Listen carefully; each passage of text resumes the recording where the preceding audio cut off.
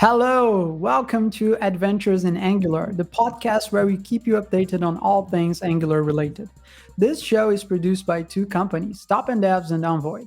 Top End Devs is where we create top end devs who get top end pay and recognition while working on interesting problems and making meaningful community contributions. And Envoy, which provides remote design and software development services on a task basis, so clients only pay when tasks are delivered and approved. In today's episode, we will talk about the Angular CLI and all the new features around it from the latest versions and also what is coming next. And I can say that we know what's coming next because my name is Lucas Paganini. I'm your host in the podcast. But joining me in today's episode is Alan Agius, which is working from Google in the Angular core team and focused on developing the Angular CLI. So welcome, Alan. Thank you for having me here. It's a true pleasure. Thank you for taking the time. Well, let's get onto it. So, Alan, why don't we start with the latest changes and then we can later go into what's coming in the future. So we are currently on version 17 of Angular, at least the stable released version of Angular is the 17. So do you think there are any notable changes that maybe the Angular developers worldwide aren't taking full advantage of yet and they should be aware of? Okay, so in version 17.3, which will actually be released as stable later on this week, we introduced an optional migration for users to upgrade their existing applications to use the application builder, which is based and uses ESBuild and Vite. This basically enables to reduce the number of commands you need to run if you use SSR or SSG, improve the reload time, like the edit refresh loop, basically, and also reduces the build times. Other than that, the application will be built. The bundles will be outputted to ESM instead of like the Webpack format. So we also modernize the output format. And yeah, other than that, in version 17.0, we also like improved the SSR and SSG experience for users. And so now when users create a new application, they can immediately choose to use server-side rendering and static-side generation. I think from the Angular CLI, those are like the main things that we introduced recently. Nice. You mentioned that we are now outputting ES modules. And That's correct. nice. Well, apart from the performance improvements, there is a browser compatibility concern that at least used to be a major concern. I'm happy to say that nowadays web developers have been less concerned about this as modern browsers have been more diligent in auto update features and also just keeping them updated on the latest features from ECMAScript. But I do think that something that people aren't very aware of is that Angular does have some automatic polyfills. So correct me if I'm wrong, but for example, if you have a browser list, I think that's the correct name of the file, right? So it should be dot browser list rc, and you can put there all the browsers that your application is supposed to support, and then the Angular CLI will automatically add CSS prefixes and add other necessary JavaScript polyfills to make sure that your code is going to be as much supported as possible in all those browsers. Is that correct? Well, it does add CSS prefixes and vendor prefixes for CSS. However, it does not add any JavaScript polyfills. What it does is that basically it will down level certain ES features to their previous ECMA version. So, for example, instead of if, for example, a browser doesn't support the spread operator, it will use object as a sign, etc. So it doesn't add polyfills; it just uses a different output version of ECMA. That being said, there is also a constraint, which is there might be certain browsers that simply do not work because Angular doesn't support all the browsers there are, and officially Angular supports like the last two major versions of Chrome, the two major versions of Safari, and I believe also the two last major versions of Firefox. So yeah, while it can work on other browsers, it is not officially supported. Gotcha. But is that done in the Angular CLI, or is that something that is based on the target module that I set in my TS config? Because I know that TypeScript does that for me depending on the module that I'm targeting. So it just adds the necessary down level polyfills for that. So actually the target setting in the TS config is not used because internally in the CLI it is always overridden, just because to honor the browsers list, because otherwise users would have to manually keep them in sync based on what browsers you need to support. You need to change your TS config, etc.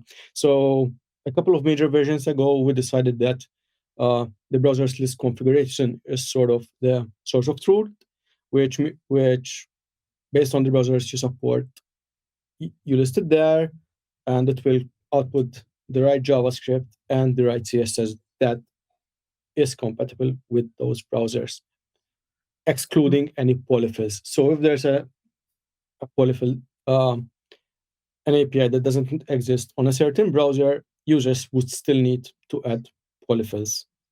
Interesting. So, for example, if I want to use structured clone and I want to make sure that the browsers are supporting it, then I need to manually add a structured clone polyfill. Is that correct? Correct. If one of your browsers doesn't support it. Okay. Okay.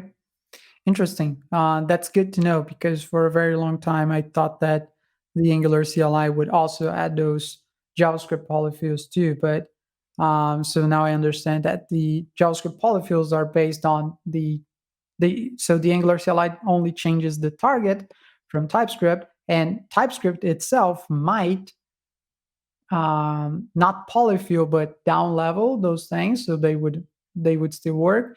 And what the Angular CLI also does is to prefix the CSS properties. Interesting. Yeah. Nice. Okay. What about next steps for the Angular CLI? What is coming next? Okay, so definitely we want to continue moving forward and invest in ES build and write.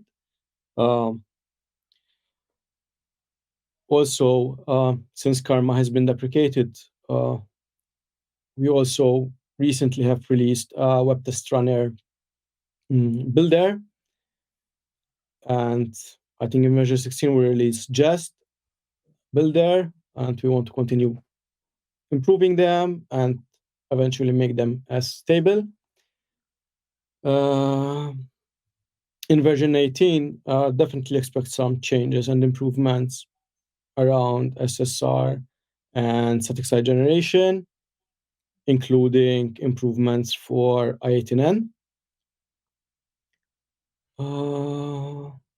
I think that is what's coming in the next major version, primarily in the CLI.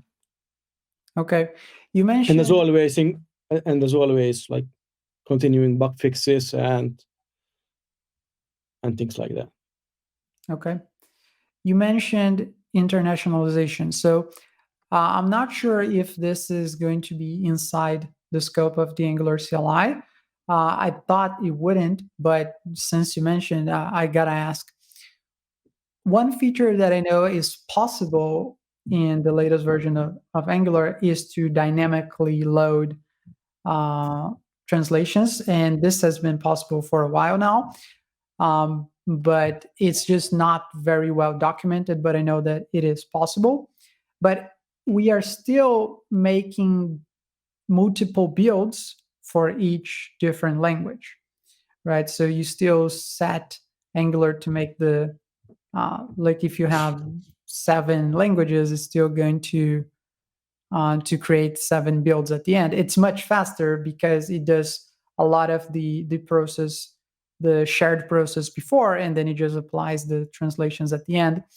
But it still does that in the equal amount of languages that your application supports, because the first, I wouldn't, maybe not first class. What I was going to say is that the main use case for internationalization in Angular is for the developers to actually make different builds. Like, although Angular does support dynamically loading them, it's still the main use case. I think people are still making different builds and maybe loading based on the route prefix, like /en, /pt, /es. I think you were going to say something. Go ahead. Yeah, so basically there are 2 ways you can localize an application with Angular. There's the build time, where you have like multiple builds, as you mentioned, or there's the runtime, which basically you have a single build and you load the translation during runtime, which can come from either being hard-coded in your code or an external source, like a CMS or a JSON file. There are lots of advantages and disadvantages to both cases. Primarily, using build time translations, while it does slow down the build, it reduces the bundle size, and also you have slightly faster experience for the user since there's no translations happening on the fly.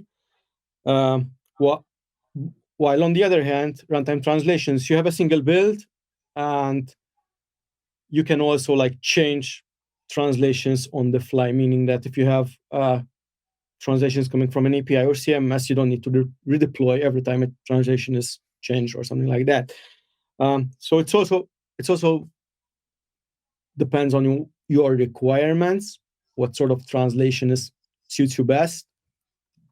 And basically what we want to improve is the experience with both sort of translations when using SSR or SSG, because from what the users tells us that there are some shortcomings, and we definitely want to improve the experience around that area mainly.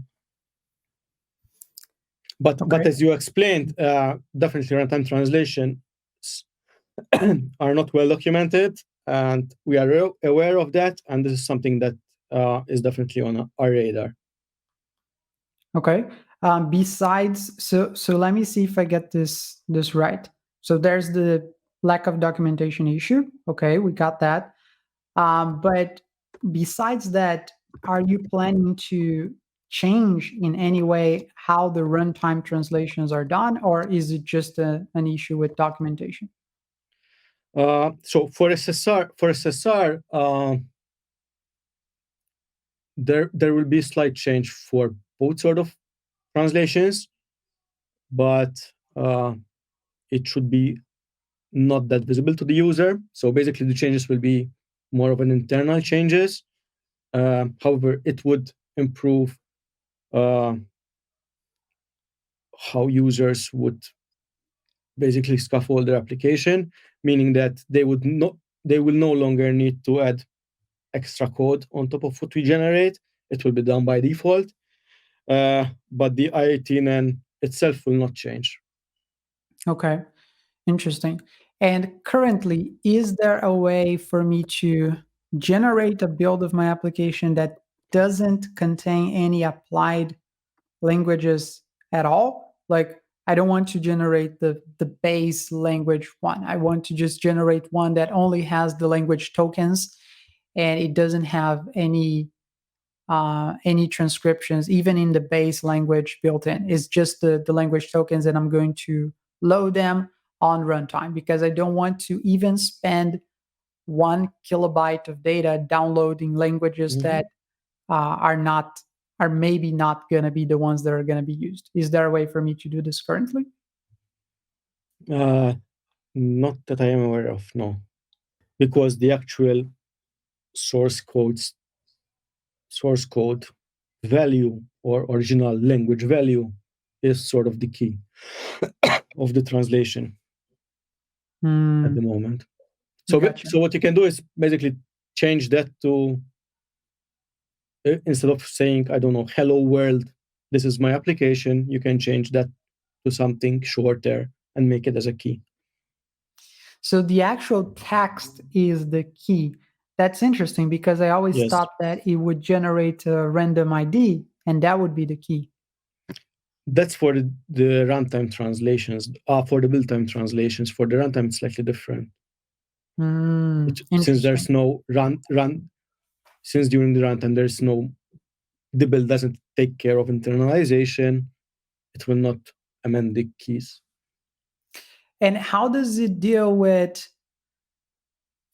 the same key but with different translations based on the ID? Like, let's say that I have the string hello in two different components, and in one component it should translate Portuguese to olá, and the other should translate to AiA.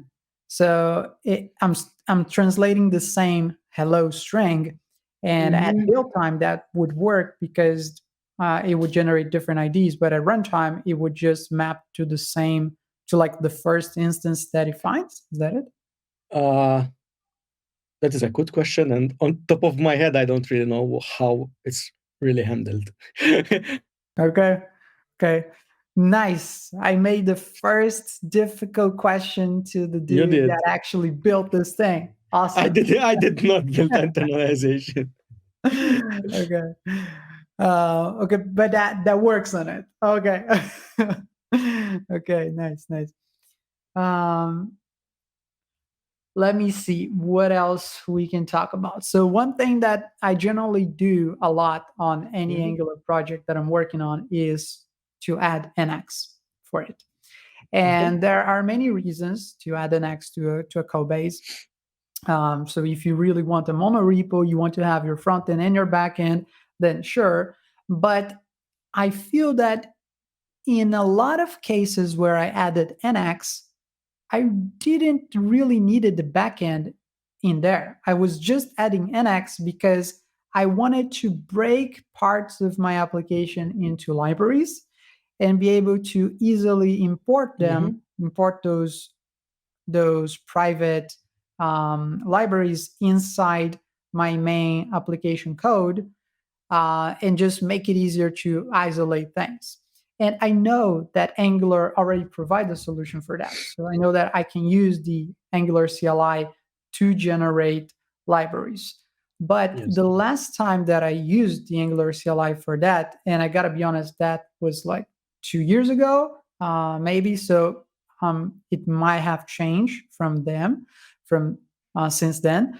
But the last time I did that, I lost the hot reloading feature. I lost a lot of the real time debugging that I got from just having the code in my main application bundle. So I just got used to adding NX to every project so that I would have this live reloading changes and etc. I was wondering if there were any updates since then, and if not, if this is in the roadmap. So in the Angular CLI, we do have concepts of a library and application. And basically, in order for you to live reload the changes, you would need to build the library in watch mode and the application in watch mode using two different commands, right? And there is a reason for that. And the reason being is that the way NX does it is slightly different. And while you say isolate your code in library, that is actually not completely true. It's what you are doing is actually having that library be built as part of the application. So there is no isolation in theory. This can result in two main problems, right? One, a library has its own rules and its own compilation, and uses a different builder, which is not exactly the same as an application builder. That means in some cases, things that work when you build your library as part of your application, they do not actually work when you build your library as a library. So if you want to ship your library, you might have some challenges here if you sort of create a non-publisher library and then move it to a publisher library in Nginx.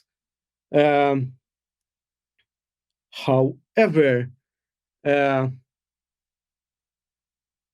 users do use this version of non-publisher libraries in Nginx, and it's quite popular. It's just another way of organizing your code. But I just want to make it clear, it's not isolating your code from your application. It is still part of your application. It is still built fully as part of your application. So it's like having a subdirectory under a SRC application, because that library code is still treated fully as application code. I have a few questions about that before we go on. And just to make sure that everyone is understanding what we're talking about. So let me see if I get this correct. What you're saying is that when we are isolating things in a library and we're using the Angular CLI to do it, it creates its own entire build context. And when you actually build that library, you're building that in isolation. And for Nginx, this isn't true in the meaning that those libraries are just going to be placed inside the application bundle as if it were a folder inside the application. So from a developer perspective, you're getting the isolation that you want in terms of code base organization, just like isolating the files and making it easy for, like, if you want to just copy and paste an entire library into another project, you can, because they are isolated in that. But in terms of the actual build, it's still a single build.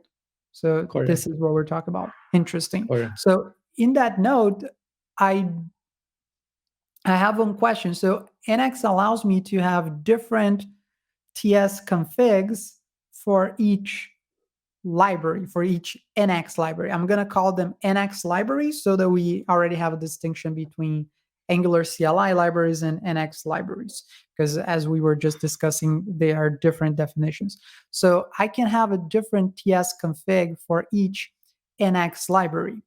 But if they are sharing the same build process, how is that possible? So in Nginx, there are also two concepts of libraries: publishable and non-publishable libraries. And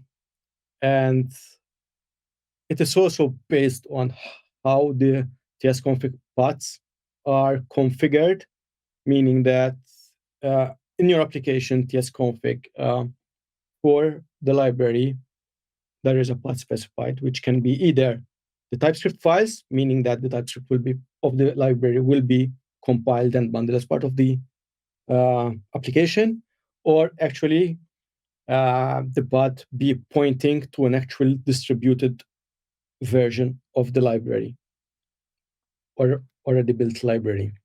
So it also comes down to how it is configured in your TypeScript configuration.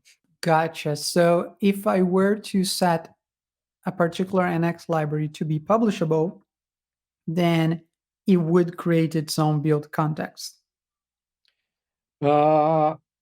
Yes, but I'm not sure if I don't recall if by default, if it's consumed in a library, it will be built beforehand or just built as part of the library, of the application, excuse me. Interesting. Okay. So now getting back to pure Angular without NX, Mhm. is there any advisable strategy? Like I imagine that inside Google, you guys are dog feeding Angular everywhere, right? So you're using Angular in many different internal projects.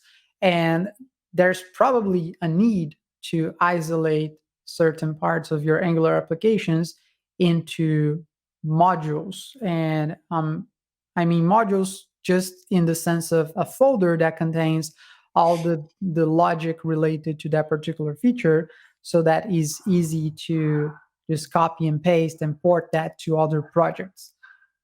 How What is the current recommended approach to do this with pure Angular without NX? Is to just place those as regular folders inside the application source? So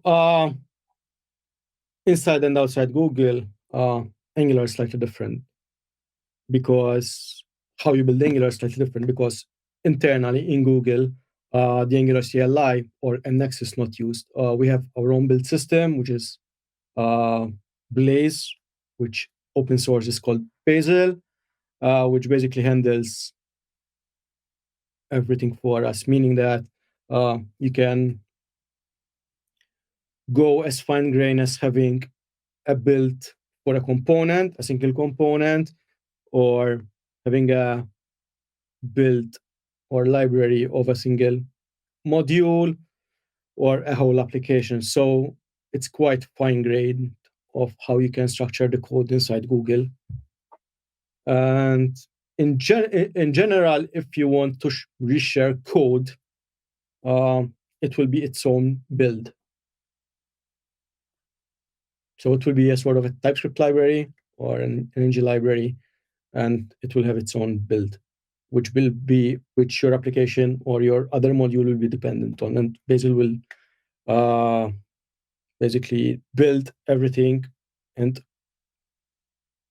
all the dependencies that are needed. So when you build your application, it will find all the dependencies that your application needs, and it will rebuild them automatically. Interesting. So all of that in a single process. Yes. Interesting. Okay. And you mentioned that Bazel is the open sourced version of Blaze. Yes. Do you have any plans, like the Angular team has any plans to make it easier for other companies besides Google to have this fine-grained build system, or is it just not in the plans? So actually, we did try. I think around version 8 or 10, we had an Angular Bazel labs where you could use the Angular CLI with Bazel. However, that was not super successful just because Bazel needs quite a lot of configuration.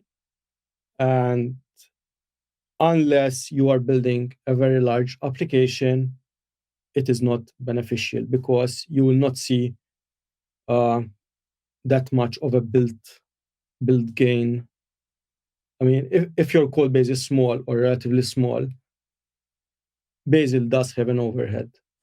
So instead of having a faster build, if your application is small, your application build will be quite slow. And before there were also some incompatibilities with Windows, so it's definitely not in our plans again to invest in making Bazel a first-class citizen of Angular CLI. Okay. But is this still possible? Like, even though it's not a first class citizen, if anyone wanted to use Bazel to run their Angular builds currently on version 17 and just going forward, is that still possible? Like, could a community driven plugin be created? Or Yeah, I mean, Bazel can be used to build any language. So it can be used to build Go, Java, Python, anything, any language can be built using Bazel.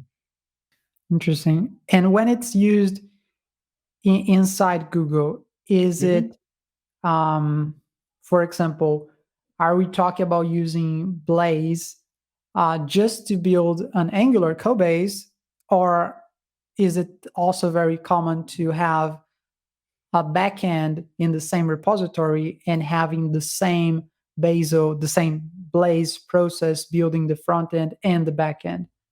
So in Google, there's a single monorepo with hundreds and thousands of projects, and there's only a build system, or there's one primary build system, which is Bazel, which with the same process can build an X amount of languages. Because when you do like Bazel build, it can check what dependencies your application needs. If it needs a backend, it will build your backend. And if that backend requires some other services, it will build them. So yeah, it can build with the same process an infinite amount number of dependencies and an infinite amount number of languages. Okay, that's very interesting. At least like for enterprise companies out there to know that this is an option. Although I imagine that it could be very costly to set up, and maybe due to the lack of other companies using it, it might not even be worth it, depending on how much time they're saving. But at least this is an option that um, enterprise companies could consider. Interesting. Okay, Alan, Yep. we spoke about several things already. I know that there are many others that we could go into. I don't want to drag the episode too long, just to keep the main content concise for the audience. But I do want to open the floor for you and ask, do you think there are any other topics that we should have covered, like you think they are interesting and important enough that we should talk about them today and that perhaps we haven't yet? Yeah, I cannot think of anything right now that like it's worth pointing out. Okay. In terms of some of the things that we were discussing before, we talked a bit about internationalization and runtime internationalization. And we mentioned that currently there aren't any good official docs about it. But I was Yes. wondering if you know of any good source as a third party company that maybe wrote interesting articles about how to do runtime internationalization, just so that we can send something for the audience, for those that are interested in that. There is a third-party community project that leverages Angular Internationalization and builds on top of it. I think it's called Interloco. Let me try to find it. And this library leverages the runtime Yes. functionalities, right? Not just the build time. Yeah. It's actually for the runtime translations. I'm trying to find it.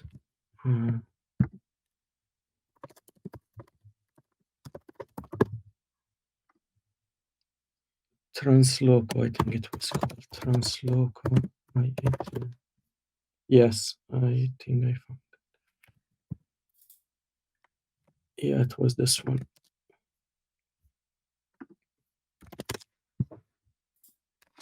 Okay. Okay. I'm going to send this in the comment section. So if you're listening to the show and there is no comment section from where you're consuming the show, you can just look for it on YouTube with the same title. So Alan Agius, Angular CLI, Adventures in Angular, and you will be able to find it you should be able to find it in the comment section there. But if you don't, it's from the JS verse, so JS from JavaScript. So from the JS verse user on GitHub, there's this library called Transloco. And as Alan was saying, this library internally leverages the runtime capabilities of Angular Internationalization. So if you're interested in seeing how you can add runtime translations into your Angular application, you can look at how this library is leveraging those functionalities, and maybe even just use that library directly. What would you recommend Alan, would you recommend using this library or just looking at how they do it internally? I mean, it depends what are your needs. If you need something really sophisticated, that library might do it for you. However, the standard APIs that Angular provides might be enough. I think there might be also some information on how to use the I18N on the issue that I just sent in the chat. Okay, I sent this link too. For anyone that can't see the link, so inside the Angular repository on GitHub is the issue number 46,851. So 46851. If you go to this issue on the Angular repository on GitHub, there is a discussion there about how to use runtime translations within Angular. Yes, and that issue will be updated once we add more documentation, etc. So if you're interested in runtime translation, subscribe to that issue. Awesome. One other question that came to my mind, kind of a small curiosity, but in recent versions, there was a change from ng -- version to ng version without the -- and I'm wondering why did we had this small change. I have a friend that gets it wrong all the time. He's always like, forgot about this. So the reason being that we changed it was that we changed the entire system that the Angular CLI uses to build the commands and parse the command line arguments, etc. So with that change, there were some subtle changes that needed to happen, and one of those was the ng -- version. Gotcha. So it's just to improve the parsing of other functionalities, to not make it confusing with other functionalities. Cool. Okay, Alan, thank you so much. I think this was a very, very interesting episode, and we were able to go into some interesting questions about the Angular CLI. And thank you for your time. I think this was very, very interesting, very helpful. I know that for me, I was able to make some questions that, at least to me, they were relevant, some things that were in my mind. So thank you very much. Do you have anything you'd like to promote? Like this, the floor is yours. Shameless plugs. No, I just wanted to mention one more thing, that in the chat I sent another I18N library, which is basically done by the community, and it is done by also a former Angular team member, which is NGX Translate. It was a real pleasure having this chat with you. I hope I answered some questions, and yeah, it was really fun. Thank you for having me. Yes, thank you for being on the show. I'm just gonna promote. Well, actually, not really gonna promote anything. I think just the companies producing this show. So again, Top End Devs, if you're looking to improve your development skills. So Top End Devs is the company that produces this show and many others. So if you're looking for more technical content, you can look at topenddevs.com. And if your company or someone that you know is looking for remote design or web development services, you can look for Unvoid, is UNVOID. So and void.com. And they offer remote design and software development services on a performance basis. So their clients only pay after tasks are delivered and approved by the customers. So yes, thank you very much, Alan. Thank you, the audience, for sticking up to the end. Have a great week, and I'll see you in the next one.